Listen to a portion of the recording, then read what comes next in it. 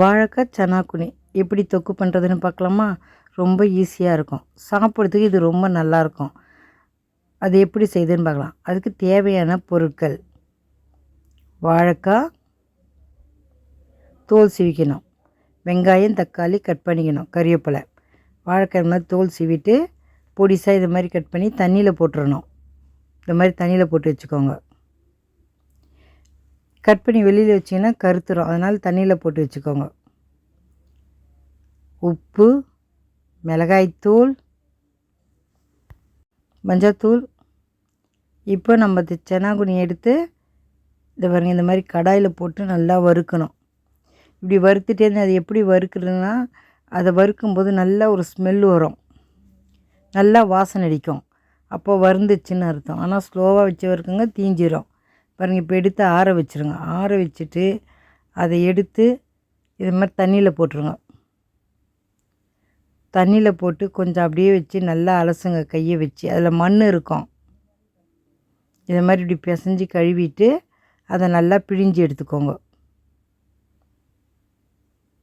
இந்த மாதிரி பிழிஞ்சிடுங்க கையில் எடுத்து. தண்ணியை நல்லா பிழிஞ்சு எடுத்து ஒரு தட்டில் வச்சுருங்க. மண் இருக்கும் அடியில், அதனால் நல்லா இது மாதிரி அலசி எடுத்துக்கோங்க. அலசாமல் போட்டிங்கன்னு வச்சுக்கோங்க, மண் வாயெல்லாம் மண் வரும், சாப்பிட முடியாது. அதனால் அலசி இதை மாதிரி எடுத்து வச்சுருங்க. இப்போது ஒரு கடாய் வச்சுட்டு எண்ணெய் ஊற்றிடுங்க. எண்ணெய் காஞ்சிச்சு. இப்போ கடுகு சேர்த்துடலாம். கடுகு பொரிஞ்சிச்சு. இப்போ வெங்காயம் சேர்த்துட்டு நல்லா வதக்கலாம். நல்லா இது மாதிரி வதக்கிங்க வெங்காயத்தை.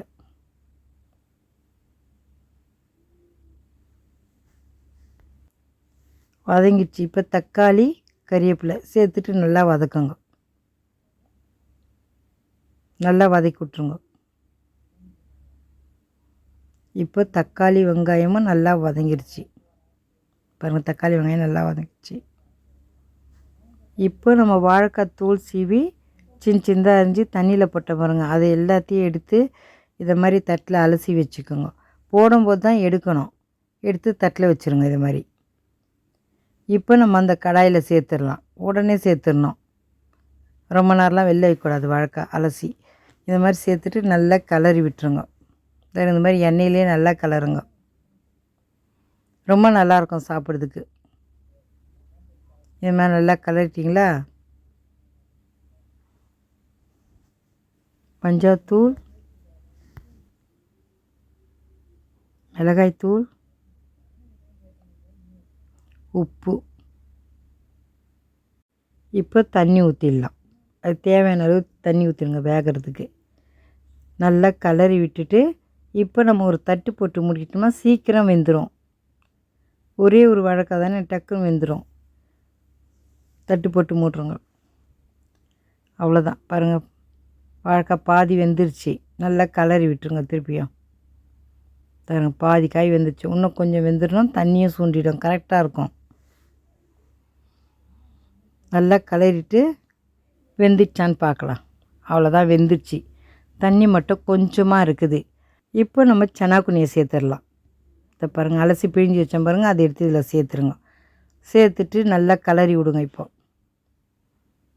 அவ்வளோதான், நல்லா கிளறிடுங்க. ஸ்லோவாக வச்சு கிளறுங்க. பாருங்கள், தண்ணியே காணோம். இதை கலர்ன உடனே போட்ட உடனே அவ்வளோதான். நீங்கள் இதே மாதிரி செய்யுங்க, ரொம்ப நல்லாயிருக்கும் சாப்பிட்றதுக்கு. இப்போ என்ன பண்ணுறீங்க, கொஞ்சம் வேகமாக வச்சு நல்லா கிளறிட்டு இறக்கிடலாம்.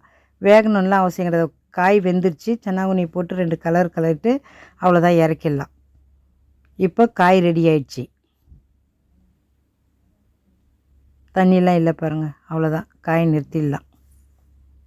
காய் ரெடி ஆயிடுச்சு. சாப்பிட்டு பார்த்துட்டு எப்படி இருக்குன்னு சொல்லுங்கள். நீங்களும் இதே மாதிரி செஞ்சு பாருங்கள். இதுக்கு ரசம் வச்சு சாப்பிட்டு பாருங்கள், சுட சுட ரொம்ப நல்லாயிருக்கும். ரசமாக இந்த காயம் சாப்பிட ரொம்ப நல்லாயிருக்கும்.